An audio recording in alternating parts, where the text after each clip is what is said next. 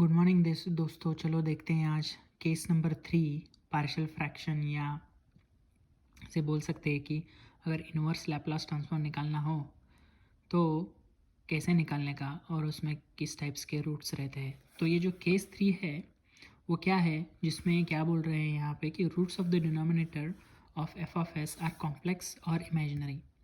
मतलब जो डिनोमिनेटर का जो फंक्शन है, जो भी है पॉलिनोमियल है, उसके रूट्स जो है वो कॉम्प्लेक्स या इमेजिनरी है। तो कैसे करने का, या कैसे इन्वर्स लैप्लास ट्रांसफॉर्म निकालने का, या कैसे इसको पार्शियल फ्रैक्शन फॉर्म में लिखने का।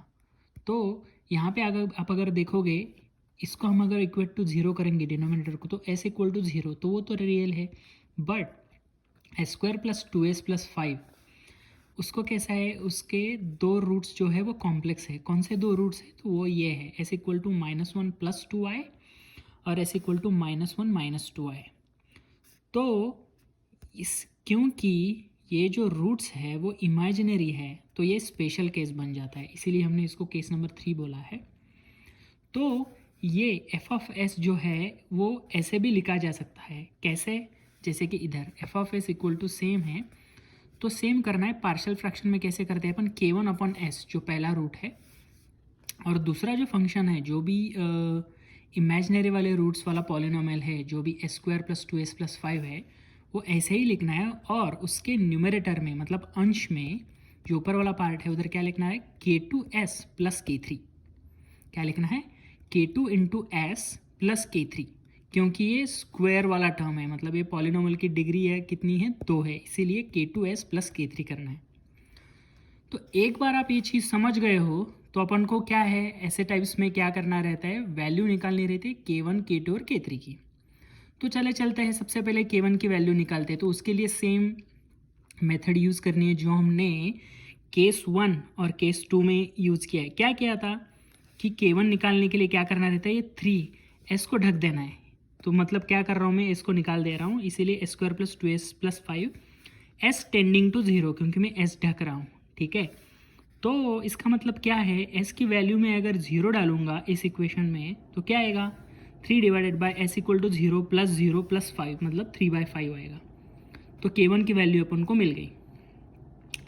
तो k1 की वैल्यू मिल गई, तो अभी k2 और k3 की वैल्यू कैसे निकालनी है, चलो देखते हैं। तो इसके लिए क्या करना है, multiplying equation 1 by S into s square plus 2s plus 5। ठीक है, तो ऐसा क्यों करना है वो मैं बताता हूँ। तो बेसिकली इन दोनों का अपन को सेम, अगर हमको समझो इसका सेम डिनोमिनेटर करना है या इन दोनों की एडिशन करनी है, तो अपन क्या करते, इन दोनों को मल्टीप्लाई करते, ये इसके साथ मल्टीप्लाई करते, ये इसके साथ मल्टीप्लाई करते, और इन दोनों का प्रोडक्ट डिनोमिनेटर में हो जाता, राइट। तो इसीलिए क्यों करना है, क्योंकि अपन समझो s into s square plus 2s plus 5 जो इधर मैंने लिखा है, इससे अगर हम मल्टीप्लाई करते हैं तो उसका क्या एडवांटेज है, एक तो यहाँ पे खाली 3 बन जाएगा। चलो देखते हैं क्या बनता है। तो इससे हम मल्टीप्लाई कर रहे हैं तो इससे ये पूरी चीज़ निकल जाएगी, तो 3 बनेगा। फिर k1 की वैल्यू अपन डाल देते हैं जो अपने पास है ऑलरेडी इक्वेशन नंबर 2 से। तो 3/5 s तो ऑलरेडी है, और हमको मल्टीप्लाई किससे करना है, s into s square plus 2s plus 5। Same चीज़ इधर भी करनी है, तो S square plus 2s plus 5 नीचे है वो कैंसिल हो जाएगा, बस s बच जाएगा। तो s से मैं मल्टीप्लाई करूँगा इधर, तो k2s स्क्वायर, तो ये दोनों टर्म को s से मल्टीप्लाई करना है, तो क्या होगा, k2s स्क्वायर प्लस k3s, तो वही लिख दिया है मैंने। तो एक बार अपन ये निकाल दिया, तो बस सॉल्व करते लेना है। तो एक चीज़ आप ऑब्जर्व करोगे कि इधर 3 है, उसके बाद मैंने क्या लिखा है, 3/5, उसके बाद क्या कर रहा हूँ मैं, 1/s। तो इन ये 3/5 इंटू जिसमें जो s है, तो इससे हम अंदर मल्टीप्लाई करेंगे तो क्या होगा, तो s से s निकल जाएगा, s स्क्वायर आ जाएगा, तो 3/5 s स्क्वायर आएगा। दूसरा टर्म क्या आएगा, s से s निकल जाएगा, 6/5 s आ जाएगा। ठीक है, क्योंकि बाहर भी s है। तो तीसरा टर्म क्या आएगा, खाली 3 आएगा, क्योंकि 3/5 s इंटू 5, तो s निकल जा रहा है, 3/5 5 निकल जा रहा है, आ रहा है 3। और यहाँ पे क्या आएगा, ये सेम ही रहेगा, k2s स्क्वायर प्लस k3s। तो अभी इस इक्वेशन में देखोगे दोनों साइड में 3 है, तो एक दूसरे से कैंसिल हो जाएंगे, तो 0 इस साइड में आ जाएगा। तो अभी इसमें जो टर्म्स है इसके लिए हम चलते हैं कि एस स्क्वायर के 2 टर्म्स है, जो भी ये एक है, ये एक है, इसमें से स्क्वायर कॉमन निकालते हैं तो क्या आएगा 3/5 प्लस के2। दो एस के टर्म से इसमें से एस कॉमन निकालते हैं तो क्या आएगा 6/5 प्लस के3। तो अभी वापस अगर अपन देखोगे तो इस सब चीज़ों में अभी इस एक्सप्रेशन में अगर वापस एस कॉमन निकालते तो क्या हो जाएगा, तो basically 3/5s plus k2s plus 6/5 plus k3। तो इसका मीनिंग क्या होगा, ऐसे इक्वेशन जब आते हैं तो हम क्या करते हैं, आइदर s इक्वल टू 0 या पूरा टर्म इक्वल टू 0 आएगा, राइट। तो s इक्वल टू 0 या पूरा टर्म इक्वल टू 0। तो इसका मतलब क्या आएगा कि इस केस में कैसे अपन सॉल्व करेंगे, तो ये अगर वापस आप देखोगे कि s में अगर कॉमन निकालता हूँ तो k2 plus 3/5 is equal to 0। k2 plus 3/5 equal to 0 करेंगे तो एक दूसरे साइड में लेना है तो क्या होगा k2 इक्वल टू -3/5 बन जाएगा, राइट। और k3 प्लस 6/5 इक्वल टू 0 लिखा है तो क्या हो जाएगा k3 इक्वल टू -6/5 आएगा। तो वही चीज़ हमने किया है यहाँ पे कि यहाँ से s अगर मैं कॉमन निकालता हूँ तो 3/5 प्लस k2 आएगा और राइट साइड में क्या लिखेंगे -k3 into bracket k3 plus 6/5। तो वही अगर ये जो ब्रैकेट्स है उसको अपन सॉल्व करेंगे तो अपन को आएगा k2 इक्वल टू -3/5, क्योंकि यहाँ से s कॉमन निकलेगा k2 इक्वल टू -3/5 और ये चीज़ को अगर अपन 0 पुट करोगे तो क्या आएगा k3 इक्वल टू -6/5। तो अपने पास k1 आ गया, पहले ही आ गया था इक्वेशन नंबर 2, k3 है, k2 भी है। तो ये तीनों वैल्यूज़ जो भी अपन ने इक्वेशन निकाला था यहाँ पे इक्वेशन 1 इसमें डालते हैं। तो वही लिखा है मैंने 2, 3, 4 जो भी आए थे k1, k2, k3 के वैल्यूज़ वो इक्वेशन 1 में डालना है। तो एक बार वो हो गया तो क्या करना है, तो ये इसमें डाल दिया 3/5/s माइनस जो भी वैल्यूज़ है इधर डाल दिए और ये ऐसा आया। तो इस चीज़ को ऐसा अगर सिंप्लीफाई करते जाओगे तो इधर 3/5 कॉमन आएगा तो s प्लस 2 आएगा, क्योंकि इधर 6 है तो 3 इंटू 2 इज इक्वल टू 6, तो s प्लस 2 आएगा। सो इस चीज़ को कैसे और लिख सकते हैं अपन कि ये जो 5 है 5 को कैसे लिखेंगे s प्लस 1 स्क्वायर, तो क्या होगा s square plus 2s plus 1 plus 4, क्योंकि 5 है इधर तो 2 इंटू 2 का स्क्वायर कितना होगा 4 आया, तो इसलिए मैं ऐसे भी लिख सकता हूँ। सेम चीज़ अगर आप ऐसे कैसे लिख सकते हो कि s प्लस 1 प्लस, क्योंकि s प्लस 2 है, s प्लस 2 को कैसे लिख सकते हैं s प्लस 1 प्लस 1 भी लिख सकते हैं, तो s प्लस 1 लिख दिया प्लस 1 1 हो रहेगा क्योंकि 2 एक दूसरे से कैंसिल हो जाएगी तो 1 आएगा। तो बेसिकली सेम चीज़ मैंने इधर ऐसे लिखी है। तो ये सब चीज़ें मैं क्यों कर रहा हूँ, क्योंकि अपन को इन्वर्स लैप्लास ट्रांसफॉर्म निकालना है और अपन को ये पता है कि साइन ओमेगा टी और कॉस ओमेगा टी का क्या रहता है लैप्लास ट्रांसफॉर्म। तो बेसिकली हम कन्वर्ट कर रहे हैं कि इन्वर्स लैप्लास ट्रांसफॉर्म लेने के बाद आइदर साइन ओमेगा टी आ जाए या कॉस ओमेगा टी आ जाए, तो इसके लिए हम ये सब चीज़ कर रहे हैं। तो चलो देखते हैं आगे क्या होगा। तो 3/5 सेम रहेगा, 3/5 में इधर ऐसे ही रख रहा हूँ। तो अभी चलो ये ब्रैकेट में लेते हैं, ये पूरा अलग करते हैं क्योंकि 2 टर्म है, राइट। तो s प्लस 1 डिवाइडेड बाई ये जो भी डिनोमिनेटर है ये, और दूसरा मैं मल्टीप्लाई कर रहा हूँ 3/5 से अंदर आएगा तो माइनस इंटू 3/10। क्यों, क्योंकि 2 हमको ऐसे ही रखना है क्योंकि वो ओमेगा है, मैं बताऊँगा उसका रीज़न क्या है। 3/10 आएगा क्योंकि 3/5 से मल्टीप्लाई कर रहे हो और 1/2 बाहर लिया तो 5 इंटू 2 क्या हो गया 10, यही आएगा।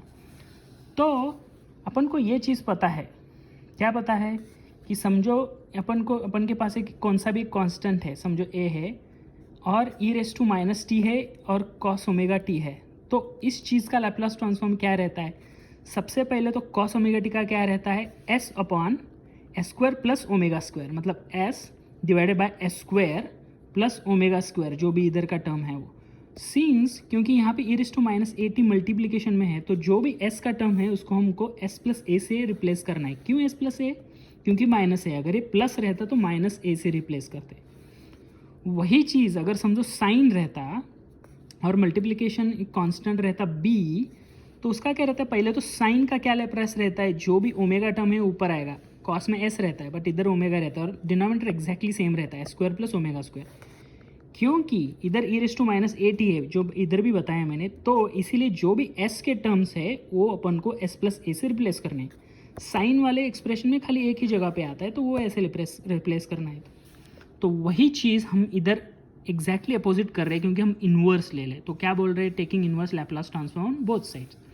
तो f of s omega domain से जा रहा है t डोमेन में, तो 3/5 1/s क्या रहता है, यूनिट स्टेप रहता है, तो ये यूटी आएगा क्योंकि खाली 3/5 भी हो सकता है।